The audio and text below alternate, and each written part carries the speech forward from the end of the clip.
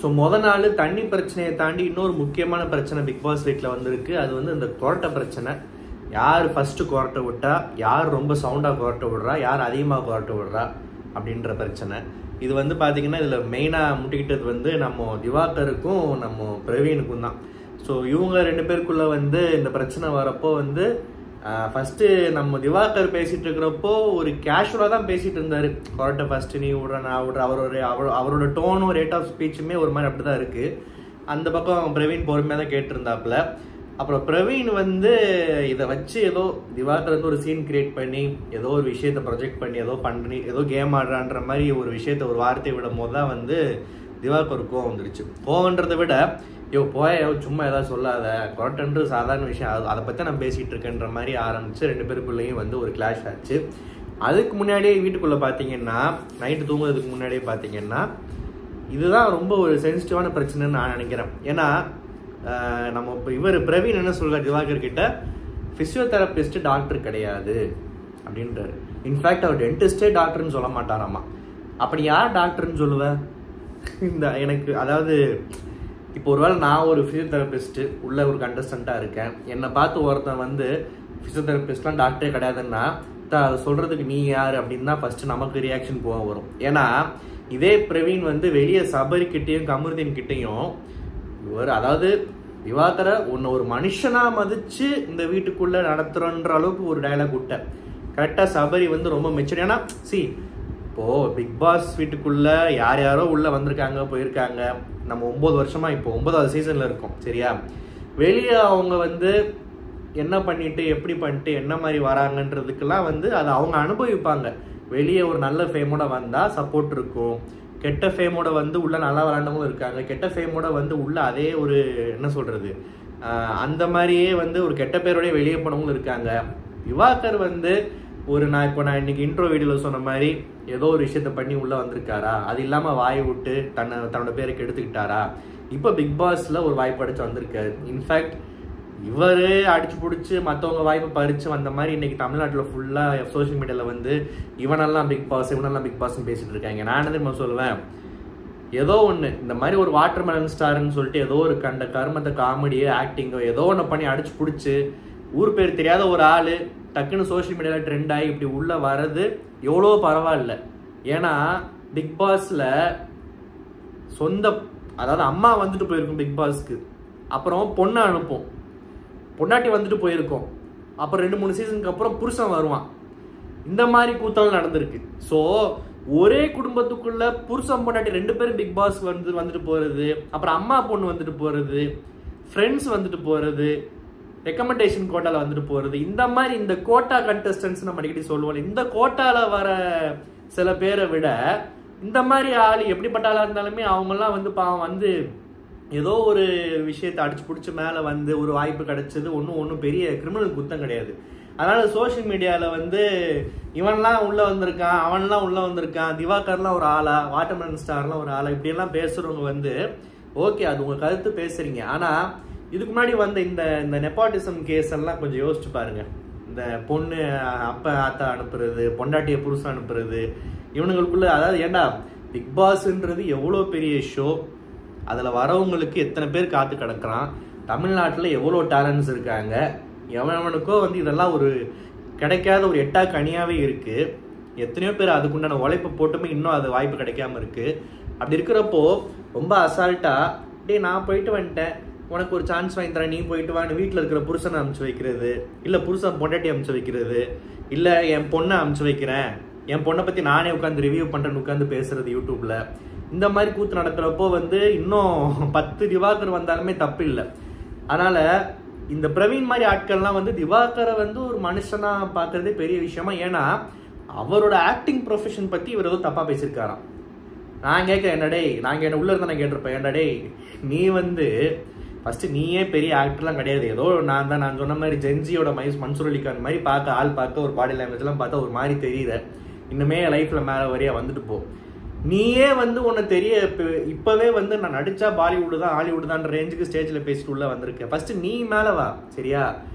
இவருக்கு இந்த ப்ரொஃபஷன் தான் சோறு போடுதான், இது ஆக்டிங் ப்ரொஃபஷன் தான் வந்து பிரவீனுக்கு சோறு போடுதான். அதனால அந்த ப்ரொஃபஷனை பத்தி தப்பா பேசுறவரு கேலி கூத்தாக்குன்னா திவாகரை வந்து ஒரு மனுஷனாவே பார்க்க மாட்டாராம். அப்ப அதே திவாகர் இந்த ஆக்டிங் இந்த கர்மத்தெல்லாம் பண்றதுக்கு முன்னாடி பிசியோதெரபிஸ்ட்னு ஒரு ப்ரொஃபஷன், தன்னையும் ஒரு டாக்டர்னு படிச்சு சொந்தமா படிச்சு கஷ்டப்பட்டு ஒரு பட்டத்தை முன்னாடி வாங்கி வச்சிருக்காரு. அதை அவர் பயன்படுத்துறாரு இல்லைன்றலாம் 2ஆம் பட்சம்ப்பா. அவர் ஒரு டாக்டர், பிசியோதெரபிஸ்ட் அவரு, ஓகேவா? ஸோ அவர் படிச்சு வாங்க ஒரு பட்டத்தை பிசியோதெரபிலாம் டாக்டராகவே நான் பார்க்கலன்ற மாதிரி பெரிய, சரி விடுங்க, இது மாதிரி நீ பேசினா அப்ப அவருக்கும் வருது நியாயம் தானே. இன்னைக்கு நிறைய பேர் எனக்கு தெரியல, நான் மற்ற இதெல்லாம் நான் பார்க்குறதில்ல யார் யார் என்ன சொல்கிறாங்கன்னா, இப்போ ஏன்னா பார்த்தா ஒன்று இன்ஃப்ளூயன்ஸ் ஆயிடுவோம், இல்லாட்டி நம்ம கடுப்பாக இருக்கும். ஸோ நம்மளோட இதை வந்து ஷோ முடிச்சோடனே ஷேர் பண்ணுறது தான் ஒரு திருப்தி. ஜஸ்ட் பிகாஸ் இவர் வெளியே இப்படிலாம் பண்ணிட்டார் அப்படிலாம் பண்ணிட்டான்றக்காக எல்லாருமே வந்து இன்னைக்கு திவாகரே குறை சொல்கிற மாதிரி எனக்கு தோணுது. பட் ஆனால் இந்த ஒரு பாயிண்டெல்லாம் யோசிச்சு பாருங்களேன். ரொம்ப ஒரு ப்ரிவிலேஜாக வீட்டில் வசதி வாய்ப்போடு இருக்கிறவன், எனக்கும் ஆக்டிங் வரும், நானும் மாடலிங் பண்ணுறேன், நானும் சைக்கிள் ஓட்டுறேன், ஜாகிங் போகிறேன், ஜிம்முக்கு போகிறேன்னு இருக்கிறவங்க ஒரு பக்கம், ஒரு ஏதோ ஒன்று ஒரு சர்க்கஸ் கோமாளி மாதிரி வேஷம் போட்டு அடிச்சு பிடிச்சி நானும் உங்களுக்கு சைஸாகவும் வந்து ஒரு வீட்டில் உட்காருன்னு ஒருத்தர் வந்துட்டா இருப்பா. என்ன தப்பு இப்போ அவர் வந்ததுனால? அதுவும் வந்த மனுஷனை அவருக்குன்னு ஒரு வேலை இருக்குது, அதை பிடிச்சிக்கிட்டு நீ வந்து டாக்டர் இல்லை அப்படின்னு பேசுனா அந்த ஆள் கோவப்படலை, எக்ஸ்பிளைன் பண்ணுறாப்புல இப்படி இருக்குது, சட்டம் இருக்குது. நான் சரி ஓகே அவரை மாதிரியே சொல்லுவோம், லா படியும் சரி, இல்லை திவாகர் சொல்கிற மாதிரி இந்த மெடிக்கல் கவுன்சில் அது இது அதை பற்றி தெரியாத விஷயத்துக்கு நம்ம பேசக்கூடாது. ஏன்னா நம்ம வந்து கெமி கிடையாது. அது எப்படி எனக்கு எதுவும் தெரியாதுன்னு சொல்லலான்னு இப்போ பெரிய இது மாதிரி கொம்பு முளைச்ச மாதிரி கோச்சிக்கிறதுக்கு அது அடுத்து வரேன். நான் தெரிலனா தெரில, கேட்டு தெரிஞ்சுக்கலாம்.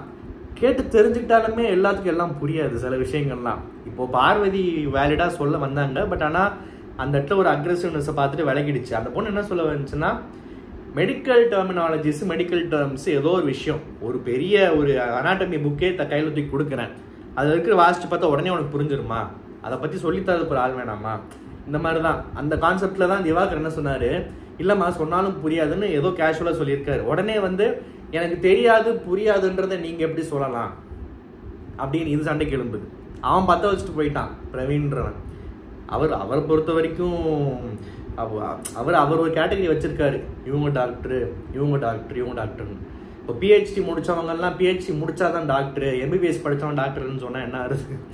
அதாவது ஏற்கனவே நம்ம நாட்டில் இன்னைக்கு தேதிக்கு யாரெல்லாம் டாக்டர் ஆக முடியுன்றதே ஒரு பெரிய சவாலாக இருக்குது. அதுவும் நீட்டுன்னு ஒன்று வந்ததுக்கப்புறம் நம்ம அரசியல் பேசலை, ரியாலிட்டியை பேசுவோமா? ஏன்னா கஷ்டப்பட்டு மெரிட்டில் படித்து மார்க் எடுத்து வெளியே வரவனும் எம்பிபிஎஸ் படித்தவனும் டாக்டர் தான். வசதியான வீட்டில் இருந்து 1 கோடி ரூபா 2 கோடி ரூபா கொடுத்து சீட் வாங்கி படித்து முடிக்கிறவனும் டாக்டர் தான்.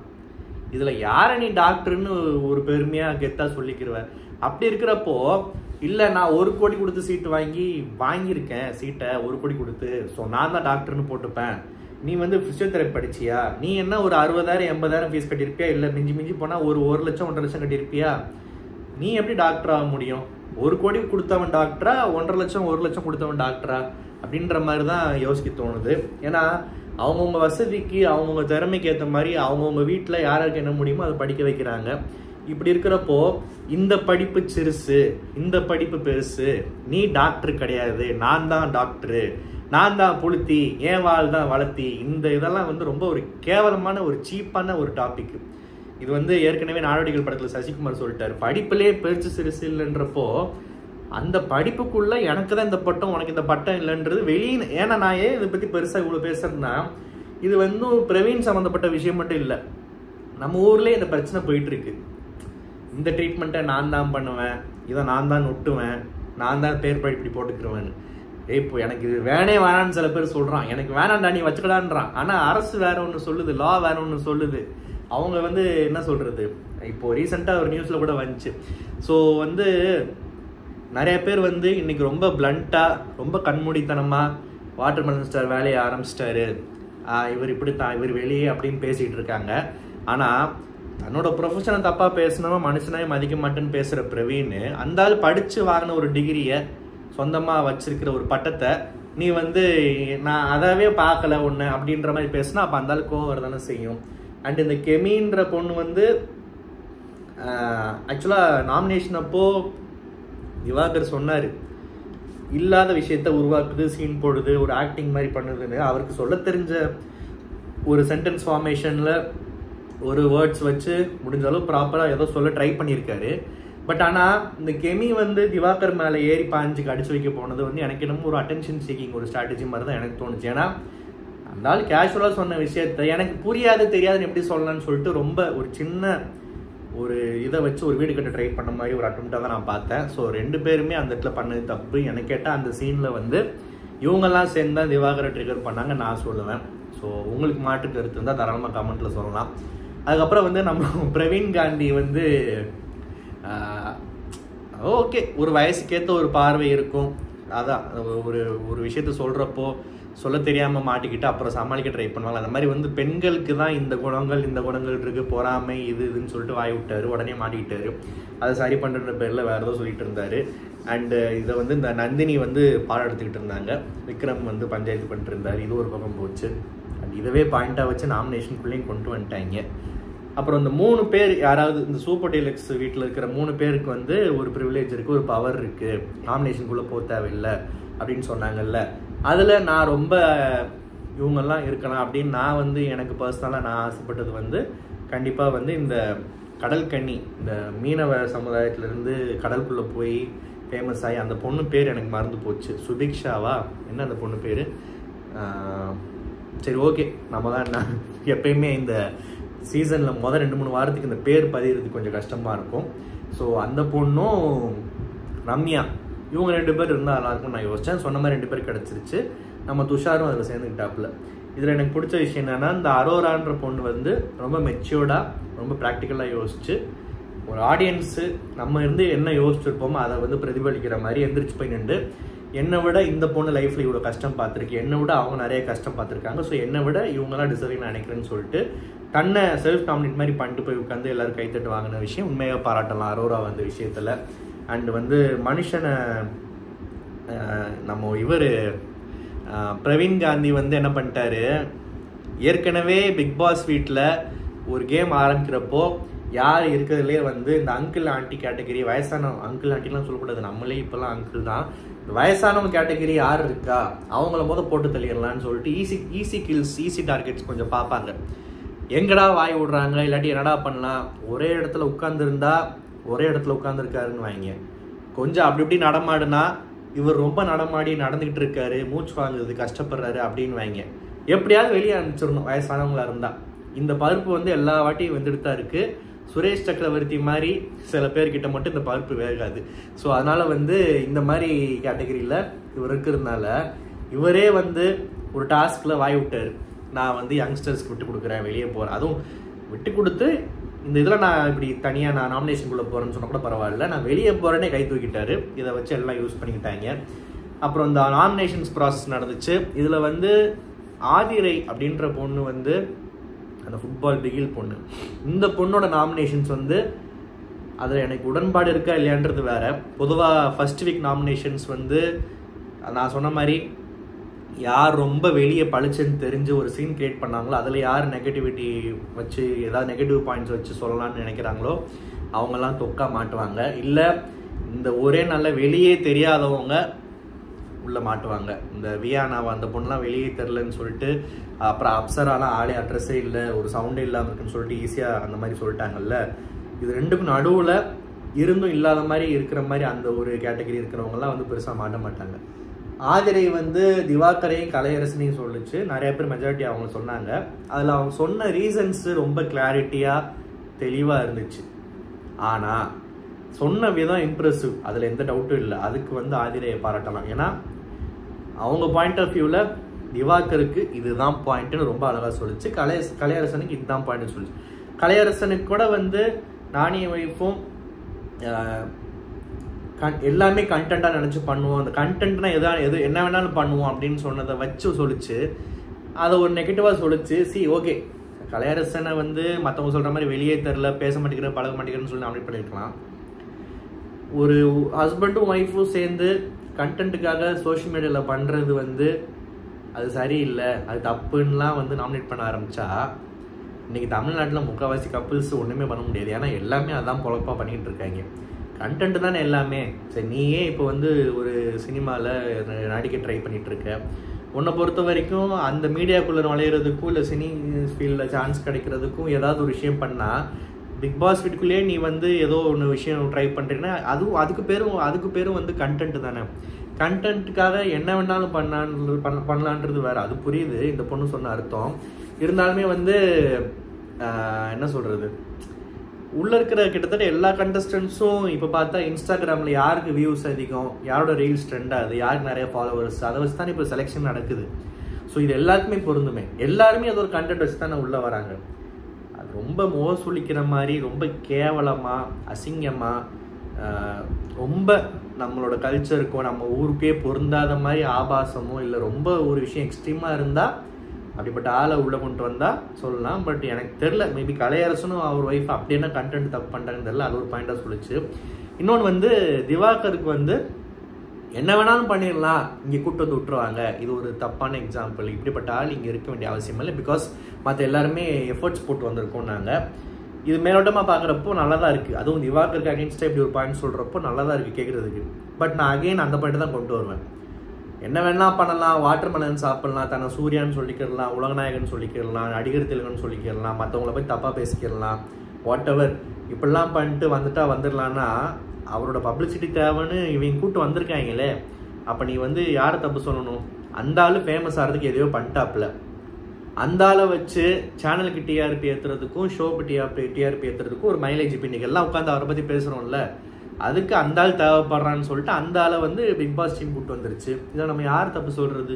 யாரையும் தப்பு சொல்ல வேணாம். பிக் பாஸ்க்கு தேவை 20 பேர். அந்த 20 பேர் ஏதாவது ஒரு விதத்தில் ஃபேம் இருக்கணும், கரண்ட்டில் ட்ரெண்டிங்கில் இருக்கணும். அதுக்கு கரெக்டான ஆள் வாட்டர் மெலன் ஸ்டாரு கூப்பிட்டு வந்துட்டாங்க. சிம்பிள், அவ்வளோதான். ஏன்னா இந்த நான் சொன்ன மாதிரி இந்த ஒரு கண்டஸ்டண்ட்டோட பொண்ணோ இல்லை அவளோட புருஷன் இவளோட புருஷன் இந்த மாதிரி ஆட்களை கூப்பிட்டு வர்றதுக்கு நம்ம டக்குன்னு கூப்பிட்டு வந்து நிறுத்திருப்பாங்க. இந்த சிங்கர் ரம்யாவோட புருஷன் சத்யான்னு ஒருத்தன் வந்தார். அப்புறம் சுஜாவர்ணி புருஷன் வந்துட்டு போனார். பொண்டாட்டி வந்துருச்சு, புருஷன் வந்துருச்சு, ஜோவிகா வந்துச்சு, நம்மளோட வாரிசுன்னு செல்லமாக பேர் வச்சு கூப்பிட்டுருந்தோம் அந்த சீசனில். இந்த மாதிரி வந்து இவங்கெல்லாம் வரப்போ நீ யாருன்னு நமக்கு தோணும். அப்புறம் தான் சொல்லுவாங்க நான் இன்னார் பொண்டாட்டி இன்னார் புருஷன் வாங்கி. அப்போ நமக்கு எவ்வளோ கடுப்பாக இருக்கும். ஏண்டா இது ஒரு தகுதியை வச்சுக்கிட்டு உள்ளே வரீங்களாடா, டிக்கெட்டை வாங்கி பிக் பாஸ் வீட்டுக்குள்ளே சீட்டை தேய்க்கேன்னு. அப்படி இருக்கிறப்போ திவாகரும் வந்துட்டு போட்டுமே, ஒன்றும் தப்பு இல்லையே. ஸோ ஆதிரை மாதிரி யோசிக்கிறவங்களுக்கு என்னோட பாயிண்ட் ஆஃப் வியூவில் இதுதான் பதில். வந்துட்டாரு, இருந்துட்டு போட்டோம். உள்ளே அவர் பண்ணுற சரி தப்பெல்லாம் பார்த்துட்டு எவிக்ட் பண்ணலாமா வச்சுக்கலாமான்றது முடிவு பண்ணிக்கலாம். வந்ததே தப்புன்றது வந்து எனக்கு அது சரியாக படலை. இதுதான் என்னோட கருத்து. இதை நான் ஸ்ட்ராங்காக டே 1 பதிவு பண்ணுறேன். ஒத்து போகிறவங்கெல்லாம் என்னென்னு கமெண்ட்டும் சொல்லுங்கள். அப்புறம் இன்னும் ஒரு டாஸ்க் கொடுத்தாங்க. இந்த மாதிரி வந்து ஒரு நாள் கூத்து, ஒரு நாள்லேயே கூத்து முடிஞ்சு போச்சு, இதுக்கு மேலே இருக்கிறது வேஸ்ட்டுன்னு எதிர்பார்த்த மாதிரி அங்கங்கே யார் என்ன சொல்லுவாங்களோ அதை எதிர்பார்த்தோம். ஒரு நல்ல விஷயம் என்னென்னா, பிக் பாஸ் ரூல் போட்டது என்னென்னா ஒருத்தருக்கு 3 ஸ்டிக்கர் மேலே ஒட்டக்கூடாதுன்ட்டாங்க. ஏன்னா அப்புறம் ஈஸியாக எல்லாருமே ஒரு 10 பேர் 9 பேர் 6 பேர்னு சொல்லிட்டு திவாகருக்கும் கலையரசனும் கூட்டிகிட்டு போயிடுவாங்க. இதுதான் ஈஸின்னு சொல்லிட்டு சேஃபாக ஆகிட்டு போயிடுவாங்க. சேஃப் கேம் இருக்கக்கூடாது, வெரைட்டியாக யோசிக்கணும், காரணம் யோசிக்கணும், பல பேர் சொல்லணுன்றதுக்காக அந்த ரூல் வச்சுருக்காங்க போல்.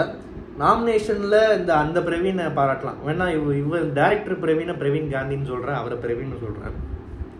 ஜஸ்ட் பிகாஸ் திவாகர் கூட சண்டை போட்டுன்றதுக்காக ரொம்ப பிளைண்டாக திவாகரை நாமினேட் பண்ணலை, வேறு 2 பேரும் சொன்னார். ஸோ அதெல்லாம் வந்து ஓகே, பாராட்டலான்னு இல்லை, ஓகே. அது அவர் மேபி இந்த கேமுக்கு திவாகர் தேவைப்படுதுன்னு யோசிக்கிறார் போல், சண்டை போடுறதுக்கு ஆள் தேவைப்படுதுன்னு.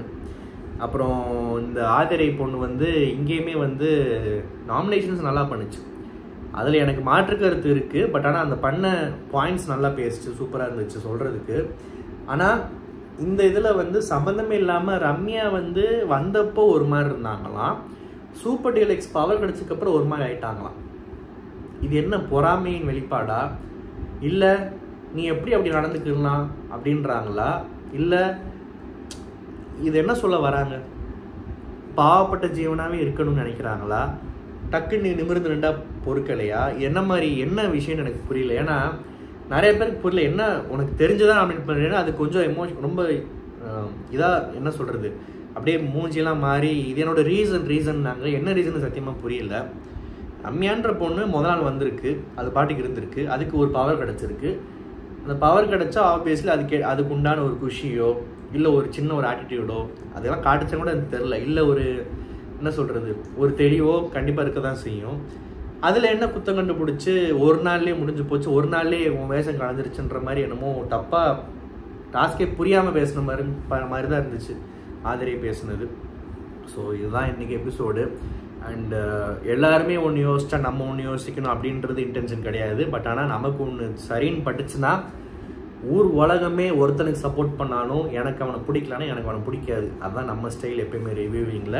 இன்றைக்கி பல பேர் திவாகர் மேலே தப்புன்னு சொன்னாலும் அவர் மேலே ஏதாவது தப்பாக இருந்தால் ஆளாக கண்டிப்பாக சொல்லுவோம். பட் இன்றைக்கி அவர் ப்ரொஃபஷனை சம்மந்தம் இல்லாமல் நோண்டி அவர் மேலே கை வச்சு அவர் ட்ரிகர் பண்ணி அவர் இழுத்து விட்டு தேரை விட்டுச்சு என்ன சொல்கிறது தேரை இழுத்து தெருவில் விட்டுதான் வரலன்னா விட்டுறாப்பா சரி ஓகே. அவரை ட்ரிகர் பண்ணது தேவையில்லாமல் அந்த பிரவீன் ஆரம்பிச்சு விட்ட விஷயம்தான் எனக்கு தோணுது. அப்புறம் இந்த கெமியும் வந்து அதுக்கேற்ற திவாகரை வச்சு திவாகர் லைட்டாக உரசுனா நம்மள ஒரு 4 பேர் பார்ப்பாங்கன்ற ஸ்ட்ராட்டஜி என்னன்னு தெரில. இன்றைக்கி அப்படி தான் உள்ளே ஓட்டின மாதிரி இருக்குது. மற்றபடி இந்த திவாகர் வந்து அவருக்குள்ளே இருக்கிற தேவையில்லாத விஷயங்கள், இந்த சோப்பு தண்ணியில் குடிச்சிட்டு இருக்கிறப்போ பவானி மாதிரி டைலாக் பேசுனதான் வந்து அவர் அப்படி தான் தெரியும்ல, அதை பார்க்குறதுக்கு தானே உள்ளே அமைச்சிருக்காங்க. பிடிச்சா பாரு, இல்லாட்டி வெளியே அனுப்பிச்சு விடு. ஆனால் வந்ததே தப்புன்னு முதல் நாள்லேயே ஒருத்தரை பேசுகிறது வந்து எனக்கு உடன்பாடு இல்லை. இந்த ரிவ்யூ உங்களுக்கு பிடிச்சிருந்தா மறக்காம சேனல் சப்ஸ்கிரைப் பண்ணுங்கள். நன்றி, வணக்கம்.